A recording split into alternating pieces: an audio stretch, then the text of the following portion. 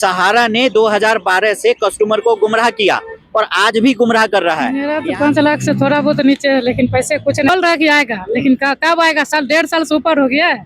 फैल को हाँ ऊपर हो गया, लेकिन फिर भी कोई खबर नहीं। सहारा कभी जिंदगी में बैक नहीं होगा।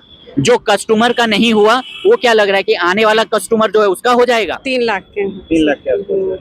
1 रुपया भी नहीं आया। 1 रुपया भी नहीं आया। अभी यहाँ पे बस वही देखे कागज वैसे नहीं, पैसा मांगने में कितनी देर लग रही है। अगर इनसे लोन लेने जाएंगे तो फिर तो सालों साल लगा देंगे। तो लाए हमारा पैसा जबकि ऐश कर रहे होंगे, पता नहीं कहाँ रख रहे हैं। बंदा जो जमा करा हमने, और इसमें कोई भी पैसा अभी तक हमारे अपने सारे बच्चों को तो विदेश में शिफ्ट कर दिया और हम सबके बच्चे आज खाने के लिए तरस रहे हैं, रोड पे 2 परेशान लाख हैं। रुपए है, अभी तक कोई पैसा नहीं मिला। लड़की मेरी हैंडीकैप है। सहारा जैसा चोर कोई नहीं है। जागरण लाइव में आपका स्वागत है। हम अभी दिल्ली के CSR सेंटर ऑफिस में हैं और ये आप देख रहे हैं वर्ल्ड ट्रेड सेंटर की बिल्डिंग है हमारे साथ। इसी में सहारा इंडिया जो 13 करोड़ से ज़्यादा निवेशकों का पैसा जिसमें फंसा हुआ है उसके लिए सहकारिता मंत्रालय का इसमें ऑफिस खुला है।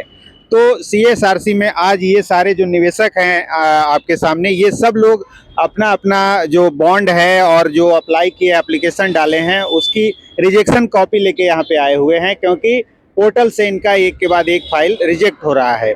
हमारे साथ शफी अहमद जी हैं जो इनके साथ आए हैं। क्या कहेंगे, क्या अंदर आप लोग आज गए थे?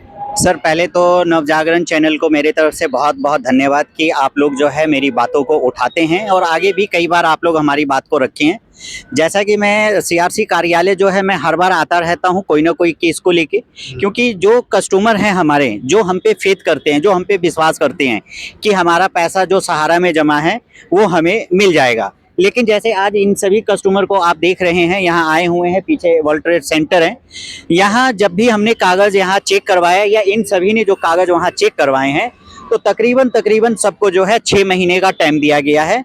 और ऊपर बैठे हुए अधिकारी ने सिर्फ एक ही चीज़ कहा है कि 6 महीने आप वेट कीजिए, 6 महीने के बाद अगर आपका पैसा नहीं आता है तो आप दोबारा आके यहाँ मुझे बताएं। लेकिन वहाँ अधिकारी का एक चीज़ और ये कहना हुआ कि आपका जो है सहारा का जो हेड ऑफिस लखनऊ में था, जो सहारा का ब्रांच हुआ करता था, पूरे भारत का हेड ऑफिस हुआ करता था, इनका कहना हुआ है कि वहाँ ऑफिस बंद है।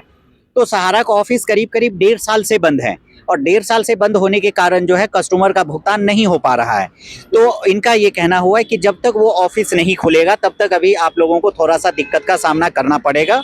और यहाँ से एक चीज़ और ये समझ में आया कि अभी जो जिनका भी भुगतान आ रहा है, जिन्होंने 2023 में जिसका रिसमीशन हुआ है, 2024 नहीं या 2025 नहीं, जिसका 2023 में रिसमीशन हुआ है और 24 के 6ठे महीने तक का अगर जिसका रिसमीशन हो रखा है उसका भुगतान अभी हो रहा है। लेकिन जरूरी नहीं है कि सभी का भुगतान हो रहा है, क्योंकि बहुत सारे रिसमीशन जो है अभी आपका फरवरी में भी हुआ है 2026 में।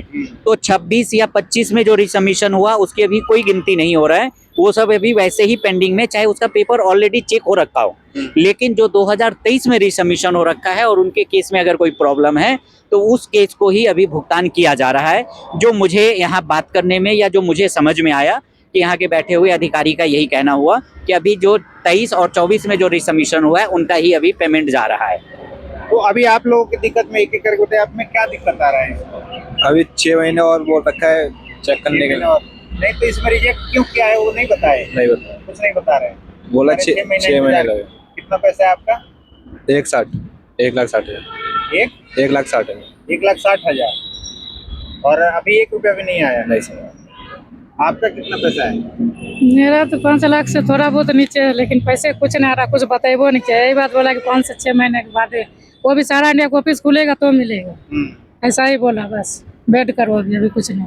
तो और 1 रुपया भी कभी नहीं, कुछ नहीं, बिल्कुल नहीं कि आप निवेशक थी, एजेंट नहीं है, ये आप जमा की थी, जमा करे। तो 1 रुपया भी नहीं है? 1 रुपया कभी नहीं, कुछ भी नहीं।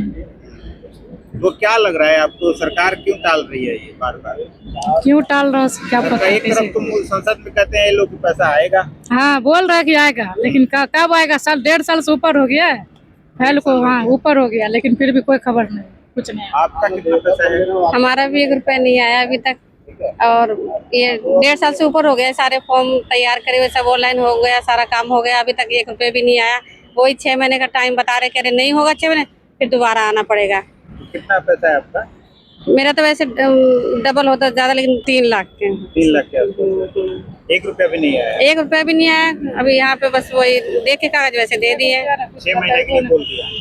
बोले हैं, वो भी उम्मीद क्या करें, जब अभी तक 1.5-2 साल हो गया नहीं मिला, तो अब आगे क्या उम्मीद करें 6 महीने के लिए।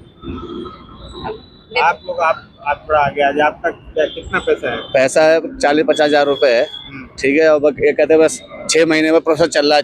कितना चलेगा प्रोसेस? अपना ही पैसा मांगने में कितनी देर लग रही है। अगर इनसे लोन लेने जाएंगे तो फिर तो सालों साल लगा देंगे। ये तो हमारा पैसा जबकि ऐश कर रहे होंगे, पता नहीं कहाँ रख रखे होंगे पैसा। हमारे को तो मिलना चाहिए। जब आज काम है हमारे पैसे को, हमारा अभी नहीं मिला तो कब मिलेगा पैसा? 4 साल बाद मिले तो फिर क्या मिला? अभी जितना भरे उतना ही मिला है, ये फालतू नहीं मिला है। वो भी देने में आनाकानी कर रहे हैं। 6 महीने बाद आओ, 6 महीने बाद आओ, 6 महीने की डेट फिर दे दी है कि 6 महीने बाद आके पता करना। अभी पक्का नहीं पता कि आएगा कि नहीं आएगा। मतलब तारीख पे तारीख मिल रही है। हाँ जी, यही हाल हमारा। ऐसे में हमारा 1,51,000 रुपया बंदा जो जमा करा हमने, और इसमें कोई भी पैसा अभी तक हमारे को नहीं मिला। 1 रुपया भी नहीं। अब भी बोल रहे हैं तो कह रहे हैं तुम्हारे जो कागज प्रोसेस में चल रहे हैं, 3 से 6 महीने लग सकते हैं तुम्हारे को, उससे ज्यादा भी हो सकता है। आपका कितना पैसा? हमारा भी 1.5-2 लाख रुपए है। अभी तक कोई पैसा नहीं मिला। लड़की मेरी हैंडीकेप है और जो मैं परेशान हूँ, कोई कमाना नहीं दमाना नहीं, नौकरी मैं नहीं कर रहा और घर में कैसे खर्चा चला रहे हैं। कुछ बताओ कैसे करें हम? हर जगह परेशानी चल रही है। एक भी रिफंड नहीं है? एक भी रिफंड नहीं। तो इसमें लगातार लोग बता रहे हैं कि किसी का रिफंड आया नहीं है, किसी का 4 लाख है, किसी का 6 लाख है, और यहाँ से हर बार ये लोग आते हैं, तारीख पे तारीख मिल जाती है। आप लोगों ने देखा होगा कि ये सब जो लोग हैं वो पहली बार नहीं आए। कभी जंतर मंतर, कभी रामलीला मैदान, और कभी हर जगह जो जहाँ कहता है कि यहाँ जाने से कुछ हो सकता है, ये वहाँ जाते हैं, लेकिन हर बार तारीख मिलती है। आपको क्या लगता है कि अब क्या होगा इसमें? देखिए, अगर मेरा अभी तो चुनाव चल रहा है। देखिए, चुनाव चल रहा है। अगर आप चुनाव की बात करेंगे तो अभी आप देख रहे होंगे कि बहुत सारे सांसद महोदय जी जो है संसद में सहारा के लेके आवाज उठ रहा है, लेकिन क्या उन सांसदों की आवाज सहकारिता मंत्रालय, गृह मंत्री जी, क्या उनकी आवाज को रख रहे हैं? क्या उनकी आवाज को वो तवज्जो दे रहे हैं? क्या उन सांसदों की आवाज को ये पुख्ता से ले रहे हैं? क्या जो अमित शाह जी हैं, जो इस पूरे केस को देख रहे हैं, मैं आज करीब 30 से 35 क्लाइंट को मैं यहाँ बुलाया हुआ था, क्योंकि क्लाइंट जो है वो बार बार मुझे परेशान करते हैं कि भाई 1 साल हो गया, 2 साल हो गया, अभी तक मेरा भुगतान नहीं आया, आपने मेरा काम किया या नहीं किया। अब एक चीज और मैं बताऊं कि यहाँ जो बैठे हुए अफसर है वो ये यहाँ तक मैंने सुना तो वो ये कह रहे हैं कि जहाँ से आप काम करवा रहे हो ना, हो सकता है कि उनके पास नॉलेज नहीं है। अगर नॉलेज नहीं है तो फिर इतने सारे फाइल मेरे पास कैसे है? तो इस तरीके का भी कन्वेंस यहाँ से किया जा रहा है। अब रह गया बात, क्या अमित शाह जी इस चीज को कभी गहराई से ले रहे हैं कि जो गरीब जनता का पैसा फंसा हुआ है सहारा के अंदर में, और सांसद में जो हर सांसद जी अपने अपने क्षेत्र की बात उठा रहे हैं, क्या उन सभी क्षेत्र के पैसा को ये अपने नजरिए से देख रहे हैं कि क्या गरीब जनता को पैसा पहुंचा या नहीं पहुंचा? सिर्फ सांसद में आवाज उठ गया, सांसद ने बोल दिया कि भाई सहारा के भुगतान नहीं हो रहा है। फाइनेंस मिनिस्ट्री श्रीमती सीतारमन जी जो हैं वो ये कह रही हैं कि भैया पेपर लाओ और पैसा ले जाओ। कई बार उन्होंने कहा और अभी भी कहा कि भुगतान मिल रहा है। लेटेस्ट स्पीच में संसद में सुन रहा था वित्त मंत्री की, एक सांसद थे, मुझे नाम ध्यान नहीं आ रहा है इसका, राजकुमार राउत ने भी उठाया था और भी 1-2 सांसद उठाए थे। उन सांसद ने बताया कि क्षेत्र में लोग परेशान हैं और पैसा पोर्टल पे अप्लाई करते हैं, पोर्टल रिजेक्ट कर देता है, वो उनको पैसा नहीं मिलता है, और गांव में इंटरनेट की सुविधा नहीं है तो दिक्कत होती है, अप्लाई भी नहीं हो पाता। उन्होंने जो रिजेक्ट कर रखा है, कर देता है, उस बात को छोड़ दिया और उन्होंने इंटरनेट वाला मामला उठा के तब उठ के बोल रही हैं कि अब जहां इंटरनेट की दिक्कत है वहां हम क्या कर सकते हैं, आपको जहां नेट है वहां से जाके अप्लाई करना चाहिए। तो सरकार भी कहीं ना कहीं लग रहा है कि टाल ही रही है। देखिए, अगर हम फाइनेंस मिनिस्ट्री जी की बात करें, निर्मला सीतारमन जी की अगर बात करें, तो केस को देखिए किस तरीके से संसद में ही गुमराह कर दिया जा रहा है। मतलब जो रिजेक्शन हो रहा है उस पे मैम का ध्यान नहीं है कि उसका रिजेक्शन ठीक करते हुए उनका भुगतान उसके अकाउंट में पहुंच जाए, उस पे ध्यान नहीं है। लेकिन जहां पे नेट का टावर नहीं लगा हुआ है वहां पे उनका फोकस है कि मतलब वहां टावर नहीं है या हाँ वहां नेट नहीं है, तो वो जो जमा करता है वो उसकी गड़बड़ी है। अगर उसकी ही गड़बड़ी है तो मैं मैडम से रिक्वेस्ट करूंगा कि वहां पे टावर लगवा दिया जाए, कि वहां पे नेट की सुविधा हो जाए, तो जिसका काम नहीं हो पा रहा है उसका काम जो है उसका जो काम है वो काम उसका ओके हो जाए, वो बेचारा नेट से अपना काम कर लें। लेकिन हर बात को जो है, जो जमीनी स्तर पे है, जो सहारा के पीड़ित जमा करता है, उनका भुगतान देने के इच्छुक ही नहीं है ये सरकार। कोई ना कोई बहाना लगा लिया जाता है, जैसे अभी नेट का बहाना लग गया। अब एक चीज बताइए, हम दिल्ली में रह रहे हैं, यहाँ पे सुविधा है नेट का, लेकिन अगर हम अपनी भारत की बात करें तो भारत में आज भी ऐसे बहुत जगह हैं जहां लाइट नहीं है, आज भी वहां नेट नहीं है, आज भी वहां आज कोई एंड्रॉयड फोन नहीं देखा है। ये भी हमारे भारत का एक हिस्सा है। तो मैडम उस चीज को तो बात रख दे रहे हैं संसद में, लेकिन जो मेन मुद्दा है वो क्यों नहीं रखती हैं। मैं यहाँ पे एक रिक्वेस्ट मैं करना चाहूँगा, मैं निर्मला सीतारमन जी से भी मैं रिक्वेस्ट करना चाहूँगा, गृह मंत्री साहब से भी मैं रिक्वेस्ट करना चाहूँगा, और सीआरसी के आला अधिकारी से भी मैं रिक्वेस्ट करना चाहूँगा कि जैसे हम यहाँ आ रहे हैं, सबका ओरिजिनल पेपर लेके आ रहा है और व्यक्ति को बुलाया जा रहा है जिसके नाम से है, तो यहीं क्यों नहीं एक सिस्टम बना दिया जाए कि हमारा ओरिजिनल पेपर और कस्टमर खुद पेपर लेके यहाँ आ रहा है, उनका पेपर चेक करे और हाथ के हाथ यहाँ पैसा दे दे। ऐसा क्यों, पोर्टल पे क्यों जाएं, डेफिशिएंसी क्यों हो, रिजेक्शन क्यों हो, एक काम को 4 बार रिसबमिशन क्यों करें।